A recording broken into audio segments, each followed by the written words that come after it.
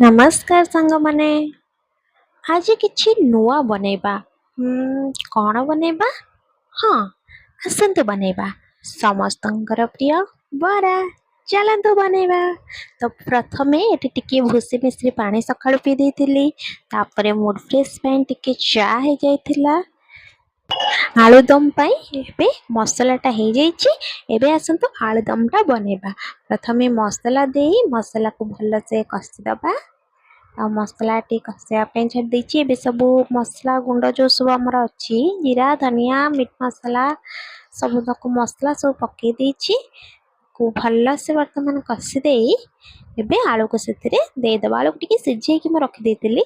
ତ ସିଝା ଆଳୁକୁ ଦେଇ ତାକୁ ଭଲସେ କିଛି ସମୟ କଷିବା। ତାକୁ ଯେମିତି ମସଲା ଗୁଡ଼ାରେ ଆଳୁ ଗୁଡ଼ା ଭଲସେ କଷି ହେଇଯିବ। ତ ଏବେ ଟିକେ କଷି ହେଇଗଲା ପରେ ପାଣି ଦେଇ ତାକୁ କିଛି ସମୟ ଫୁଟିବାକୁ ଛାଡ଼ିଦେବା। ଦେଖନ୍ତୁ ଏପଟେ ବରା ବି ମୋର ଛଣା ସରିଲାଣି। ବହୁତ ସୁନ୍ଦର ଲାଗୁଛି ନା ବରା ଗୁଡ଼ାକ। ଦେଖନ୍ତୁ ଏବେ ବରାଟା ପ୍ଲେଟ୍ ପୁରା ରେଡି। ବରା ତା ସହିତ ଆଳୁଦମ। ଏବେ ସ୍ୱାମୀ ଟିକେ ପିଆଜ କାଟି ଦେଉଛନ୍ତି ଆଳୁଦମ ଉପରେ ପକେଇବା ପାଇଁ। ତ ଏବେ ବରାର ପ୍ଲେଟ୍ଟା ସକାଳୁ ଆମର ରେଡି।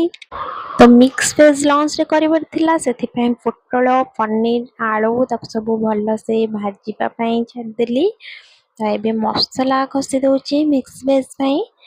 ତ ଏଇଟା ଆମର ନର୍ମାଲି ଅଦା ରସୁଣର ମସଲା ଥିଲା। ତାପରେ କାଜୁ ଅମୁଲ ତାକୁ ଭଲସେ କଷିବା ପାଇଁ କିଛି ସମୟ ଛାଡ଼ିଦେଲି। ମସଲା କଷି ହେଇଗଲାଣି।